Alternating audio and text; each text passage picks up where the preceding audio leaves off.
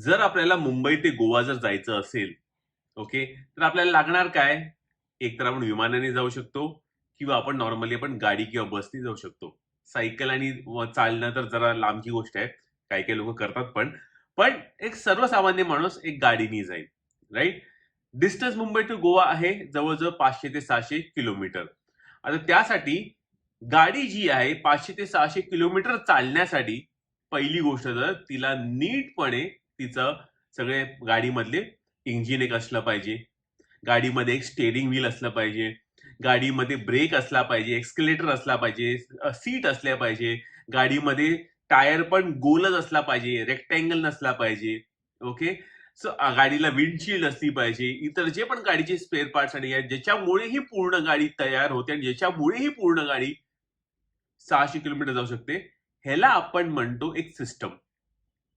Since ती गाडीमध्ये पूर्ण एक सिस्टम क्रिएट केलेली आहे म्हणून ती गाडी एवढ्या लांबचा पल्ला काढू शकते. ओके. ऑफकोर्स ती नुसती गाडी स्वतःहून जाऊ शकते का? हल्ली ऑटोनॉमस ड्रायव्हिंग पण आलेली आहे. पण नॉर्मली आपल्याला त्याबरोबर एक ड्रायव्हर पण लागतो. मित्रांनो, ह्या व्हिडिओमध्ये हे सिंपल उदाहरणासकट मी तुम्हाला एक्सप्लेन करायचा मी प्रयत्न करणार आहे, की म्हणजे पहिली गोष्ट तर what is system based trading. Okay. System आपली स्वतःची आपण कशी क्रिएट करायची हे आपण या व्हिडिओमध्ये आपण समजून घेऊया आणि मल्टिपल सिस्टम असू शकतात का हे पण आपण बघून घेऊया आणि ऍडिशनली सिस्टमला चालवणारा जो ड्रायव्हर आहे त्याला पण आपण कसं आपण ट्रॅक करायचं हे पण आपण या व्हिडिओमध्ये पण बघून घेऊया. राईट. इंटरेस्टिंग वाटते व्हिडिओ. तर पहिल्यांदा तर माझं इंट्रोडक्शन करून घेतो. जैन जय महाराष्ट्र मित्रांनो, मी आहे महेश पाटील, शेअर मार्केटमधला एक ट्रेडर आणि एक म्युच्युअल फंड इन्व्हेस्टर. जर तुम्हाला शेअर मार्केट माझ्याकडे शिकायचं असेल पण टोटली फ्रीमध्ये, आपल्या व्हिडिओच्या डिस्क्रिप्शनमध्ये हे लिंक दिलेलं आहे. या लिंकमध्ये क्लिक करून तुमचं नाव, मोबाईल नंबर, ईमेल ॲड्रेस या तिन्ही गोष्टी माझ्या व्हॉट्सॲपला पाठवा. 24 तासाचा वेळ आहे, तो रिप्लाय करतील. ऑफर केलेली ती पण नीट वाचून घ्यानंतर या लिंकमध्ये क्लिक करून जॉईन करा. माझ्या या फ्री वेबिनार सिरीजच्या शेअर मार्केटच्या बॅचेस दर 15 दिवसाला सुरू होतात. सो नक्की जॉईन करा. व्हिडिओ पॉज करून आत्ताच्या आत्ता. ओके. भले तुम्ही ट्रेडिंगमध्ये प्रॉफिटेबल असाल किंवा for that matter loss making असाल, ओके, पण लॉंग टर्ममध्ये आपल्याला शॉर्ट काइंड ऑफ पैसा आपल्याला मार्केटच्या थ्रू कमवायचा असेल तर म्युच्युअल फंडचा हात प्रत्येकाला धरणं गरजेचं आहे. आणि स्वप्न किती बघायचे? किमान 10 CR प्लसची. जर तुमची तशी काही अपेक्षा असेल तर महेश पाटील तुमच्याबरोबर काम करायला रेडी आहे. ऑलराईट. माझ्यावर जोडायचं असेल तर लिंक डिस्क्रिप्शनमध्ये दिलेली आहे. जस्ट क्लिक करून मेसेज करा. माझी टीम स्वतःहून तुम्हाला कॉल करून एक्सप्लेन करेल, तुमची क्लायंट प्रोफाइलिंग करून घे आणि ही म्युच्युअल फंडची जर्नी तुमच्यासाठी मी कशी तुमच्याबरोबर करायला रेडी आहे हे ते तुम्हाला एक्सप्लेन करते. नंतर मी तुमच्या संपर्कात येऊन आपण ही जर्नी सुरू करू शकतो एकत्र. सोफार 184 मराठी लोकांबरोबर मी काम करतोय. ओके. आणि पर्सनली माझा पोर्टफोलिओ एक 10.5 लाख रुपयाचा म्युच्युअल फंड पोर्टफोलिओ माझा पर्सनल सोफार झालेला आहे. तर चला व्हिडिओची सुरुवात करूया. पहिली गोष्ट तर what is system based trading. जसं मी तुम्हाला गाडीचं उदाहरण दिलेलं होतं की आपली गाडी जी असते त्याच्यामध्ये वेगवेगळे पार्ट्स असतात. सो ट्रेडिंग मध्ये पण आपल्याला प्रॉफिट क्रिएट करण्यासाठी आपल्याकडे ते गाडीचा स्ट्रक्चर असणं गरजेचं आहे. गाडीसाठी ते टायर लागणारे असणं गरजेचं, इंजिन असणं गरजेचं आहे.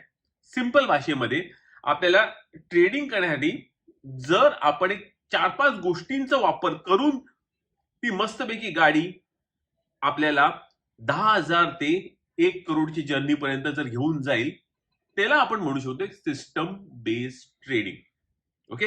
आता system based trading versus random trading मधला फरक म्हणजे आपल्याला जेव्हा पण मार्केटमध्ये ट्रेड दिसतो तेव्हाच जेव्हा आपण जाऊन जर आपल्या सिस्टमच्या रूल्स प्रमाणे जर बसत असेल तरच आपण ट्रेड मारतो. ओके. आणि जे नॉन सिस्टम बेस्ड ट्रेडर्स आहेत, जे मॅक्सिमम लोक रिटेल असतात ज्यांच्याकडे सिस्टमच नसते, ते लोक कुठेही ट्रेड मारतात. कधी म्हणतात की माझ्या मित्राने सांगितलंय म्हणून मी बाय करणार, कधी न्यूज अँकर बोलतो म्हणून बाय करतात, कधी कुठे त्यांना कुठल्या टेलिग्राम चॅनलमध्ये दिसलंय कोणी ते सांगितलं म्हणून बाय करणार, ऑलराईट, कुठल्या युट्यूबवर बोलला म्हणून बाय करणार. त्याला सिस्टम बेस्ड ट्रेडिंग म्हणत नाही. एकच गोष्ट परत परत सेम गोष्ट आपण जर करत राहिलो, तीच गोष्ट with same inputs and same सगळ्या गोष्टी, तर आपल्याला आउटपुट पण सिमिलर भेटतं. त्याला आपण म्हणू शकतो सिस्टम बेस्ड ट्रेडिंग. ओके. आता सिस्टम बेस्ड ट्रेडिंग मध्ये आपल्याला काय करायला लागेल, काय काय लागतं? पहिली गोष्ट तर सर्वात पहिला आपल्याला स्वतःचं एक सिस्टम क्रिएट करायचं. Create system. ओके. पहिला आपण सिस्टम आपलं क्रिएट करायचं. सिस्टम क्रिएट करण्यासाठी आपल्याला लागणार काय? तर सर्वात पहिला आपल्याला लागणार आहे ते म्हणजे technical analysis. Okay. Technical analysis.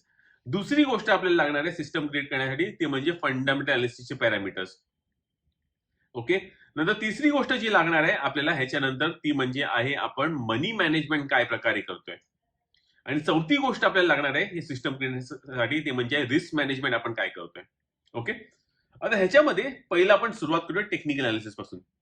जर व्हिडिओ कुठेही जरा फास्ट वाटत असेल परत जाऊन हा व्हिडिओ रिचेक करा, पण खूप महत्वाचा व्हिडिओ ठरणार आहे तुमच्यासाठी, लक्षात ठेवा. टेक्निकल अनालिसिस मध्ये सर्वात पहिला आपल्याला पॅरामीटर ऍड करायचा आहे. ओके, जसं गाडीमध्ये असतो हीटर दाखवतो की बाबा गाडी थंड आहे की नॉर्मल आहे, तर सर्वात पहिला पॅरामीटर आपल्याला ऍड करायचा आहे तो म्हणजे आपला स्टॉक बुल मार्केट मधला स्टॉक आपण बाय करतोय की बेअर मार्केट मधला स्टॉक बाय करतोय. ओके, हे समजण्यासाठी सिम्पली म्हणजे इव्हन आपण एक 200 सिम्पल मुव्हिंग एव्हरेजची जरी लाईनचा वापर केला चार्ट वरती तरी पण आपल्याला हे समजून जातं. ओके, नेक्स्ट गोष्ट आपल्याला बघायची टेक्निकल अनालिसिस म्हणजे ते म्हणजे आपल्याला आपले एंट्री कंडिशन्स काय असणार. एका शेअरमध्ये जर मला घुसायचं असेल ओके, तर माझी एंट्री कंडिशन काय असणार आहे की मी म्हणेन की बाबा जेव्हा पण एक शेअर एका डार्वास बॉक्सच्या बाहेर पडतोय, ओके, डार्वास बॉक्स किंवा एका रेंजच्या बाहेर पडतोय तेव्हा मी जाऊन त्याच्यामध्ये एंट्री करेन. ओके, सो एंट्रीचे पॅरामीटर्स तुमचे क्लिअर कट त्याच्यामध्ये डिफाईन असले पाहिजे. त्याच्यानंतर तुम्ही म्हणणार की बाबा ह्याच्यानंतर ठीक आहे चला हे तर झालं, नंतर नेक्स्ट टेक्निकल अनालिसिस मध्ये माझे एक्झिटचे पॅरामीटर्स काय असणार आहे, मी स्टॉक मध्ये एक्झिट कधी मारणार. तर त्यासाठी तुम्ही म्हणणार की मी सपोर्ट्स आणि रेझिस्टन्स, ओके, रेझिस्टन्स आणि सपोर्टचा मी सहारा घेणार, चार्टवरती मी ते प्लॉटिंग करणार सपोर्ट रेझिस्टन्स आणि त्याप्रमाणे मी काम करणार एक्झिटचं. ह्याच्यानंतर तुमच्या सिस्टम मध्ये असलं पाहिजे मी स्टॉप लॉसेस कुठे घेणार. तुम्ही म्हणणार मी स्टॉप लॉस जर माझा हा डार्वास बॉक्सचा आहे, डार्वास बॉक्सच्या खालच्या झोन मधनं हा जर बाहेर तुटत असेल, कॅन्डल जर इकडे खाली बनली तर मी इकडे स्टॉप लॉस ठेवणार. सो अशा प्रकारे एका ट्रेडिंग सिस्टम मध्ये सर्वात पहिले तुमचं टेक्निकल अनालिसिसचे पॅरामीटर्स तुमचे क्लिअर असले पाहिजे. त्यामध्ये तुमचा स्टॉक पहिला बेअर आहे की बुल मार्केट मधला आहे, कारण आपल्या ट्रेंडिंग स्टॉक मध्ये काम करायचं, या स्टॉकचा जो ट्रेंड आहे त्या हिशोबाने काम करायचं आहे, तर ते पहिलं चेक करा. नंतर तुमची एंट्रीज चेक करा, डार्वास बॉक्स किंवा जे पण काय तुम्ही युज करत असाल ते. नंतर चेक करा तुमची एक्झिट पॅरामीटर्स काय असणार आहे आणि नंतर फायनली तुमचे स्टॉप लॉसेस काय असणार आहे. हे जर एवढं जरी तुम्ही केलं तरी तुमचं टेक्निकल अनालिसिस व्यवस्थित होणार. ओके, आता ह्याच्यामध्ये एंट्री एक्झिटसाठी वेगवेगळ्या टाईपचे स्ट्रॅटेजीज असतात. आपल्या चॅनलवर मी बरेचसे स्ट्रॅटेजी एनिवर्स येणार काळामध्ये आणणारच आहे, पण सिम्पल आपली डार्वास बॉक्स स्ट्रॅटेजी, सिम्पल स्ट्रॅटेजी तुम्हाला एक एक्झाम्पल म्हणून दाखवते.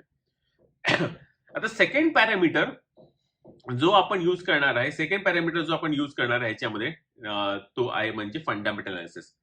तुम्हाला म्हणजे ट्रेडिंगसाठी फंडामेंटल अनालिसिसची गरज काय, कारण बघा जर आपल्याला एक शेअर जर बाय करतो, ओके, आपल्याला त्या शेअरमध्ये नुसते टेक्निकल ट्रेडर्स नकोय, आपल्याला इव्हन फंडामेंटल वाले जे मोठे इन्व्हेस्टर्स आहेत ते पण जर त्या शेअरमध्ये एंट्री मारली त्या लोकांनी किंवा त्यांचाही जर शेअरमध्ये रुची असेल तर त्या शेअरला ते पडायला देणार नाही. आणि नॉर्मली बघितलं गेलं की इन्व्हेस्टर्सकडे ट्रेडर्सपेक्षा जास्त पैसा असतो. Okay, so in this case fundamental analysis मध्ये मी बघणार किंवा फंडामेंटल अनालिसिस मध्ये मला पहिले काय बघणार, मी म्हणणार चला कंपनीचा प्रमोटर चांगला आहे का. ओके, प्रमोटर चांगला आहे का हे मी चेक करणार. नंतर मी चेक करणार कंपनीचा स्टॉक डिव्हिडंड देतोय का. ऍटलीस्ट हे दोन पॅरामीटर्स तरी मी माझ्या बाजूला ठेवणार, कारण कसं आहे की प्रमोटर जर चांगला, जर मी आता जाऊन अशा कुठल्या कंपनीमध्ये काम केलं ज्याचा प्रमोटर ऑलरेडी भिकारी झालेला आहे आणि त्या स्टॉकमध्ये जर मी काम करायला बसलो तर आपल्याला टेन्शनच आहे, राईट.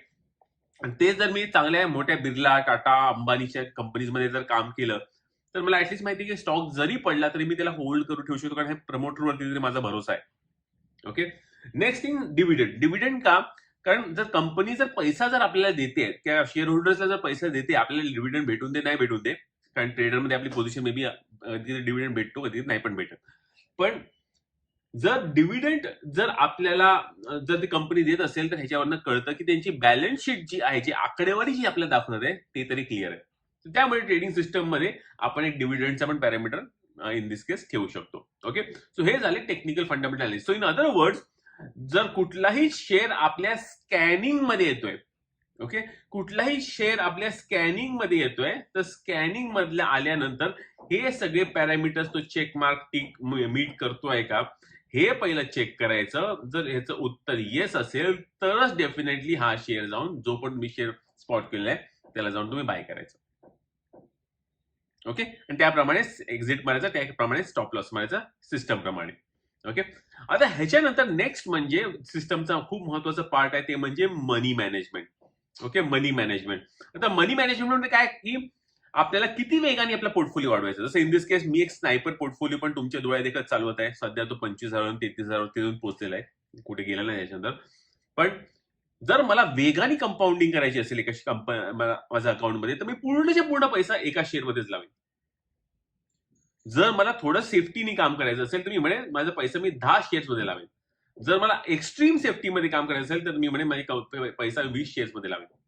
सो तुम्हाला क्लिअरली तुमच्या सिस्टममध्ये डिफाईन करायचं आहे की तुम्हाला 1 पाहिजे, 10 पाहिजे की तुम्हाला 20 कंपनी पाहिजे. त्याचा वर जायचं नाही, ते खाली असेल तरी ठीक आहे, पण जे पण तुम्ही डिसाईड कराल त्याप्रमाणे तुमचा रिझल्ट कन्सिस्टंटली बेसिसवरती येत राहणार, कारण त्याप्रमाणे तुम्ही पैसे विभागून त्या शेअर्समध्ये टाकणार. सो एक्झाम्पल 10 स्टॉकची कंपनी, 10 स्टॉकचं आपलं जर असेल मनी मॅनेजमेंट, तर तुम्ही 1 लाखाला भागिले 10 करून 10,000 रुपये एका शेअरमध्ये आपण टाकायला सुरू करतो.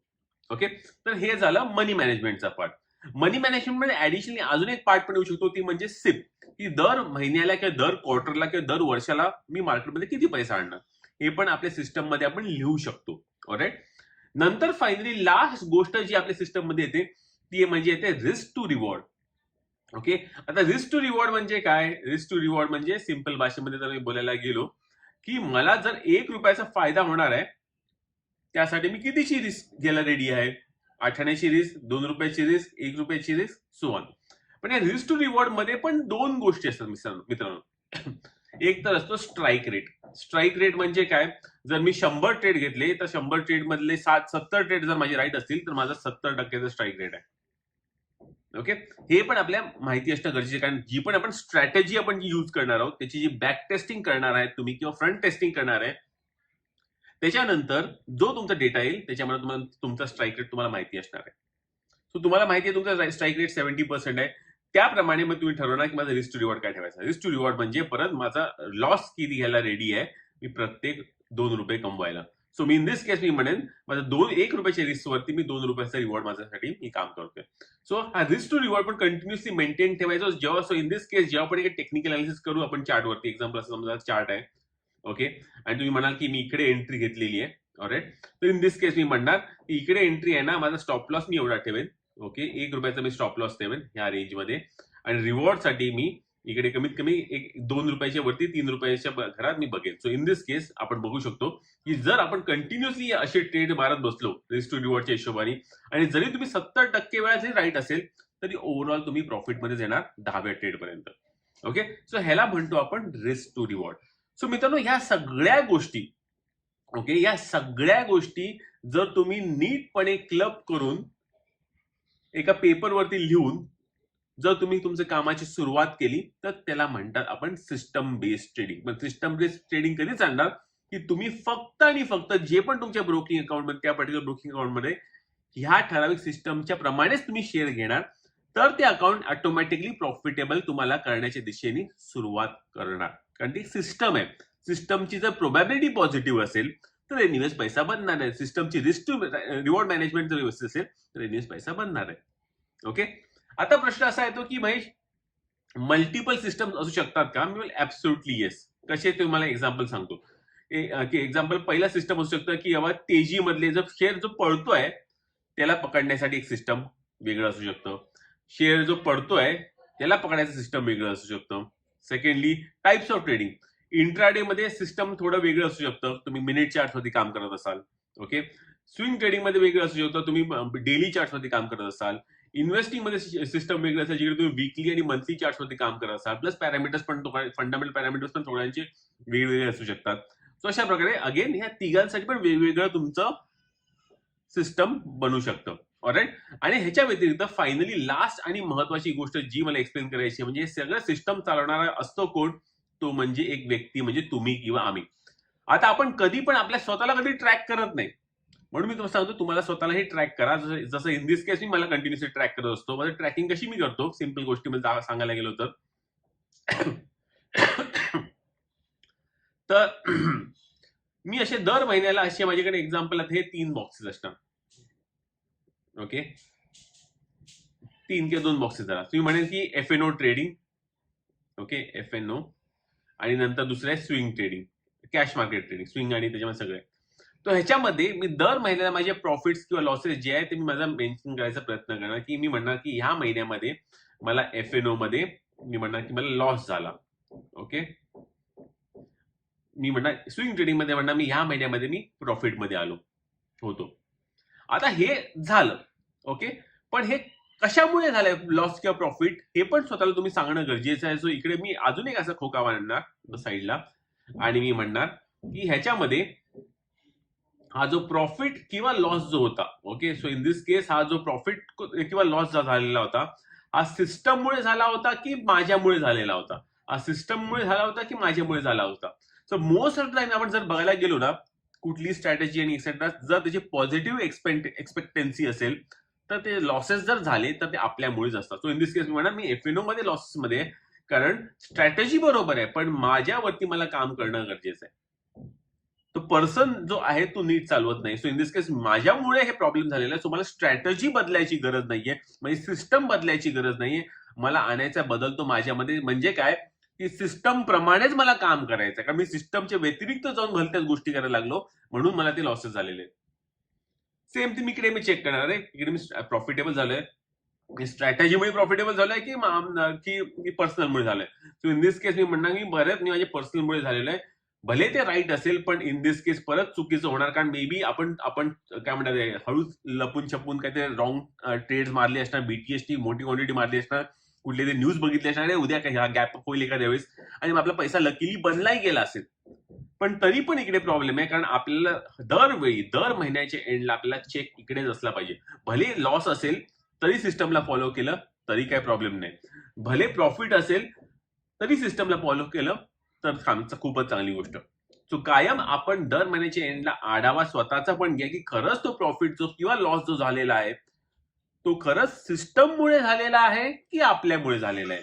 आपल्यामुळे झालेला आहे तर आपल्याला कंटिन्युअसली स्वतःवरती काम करत बसायला लागेल.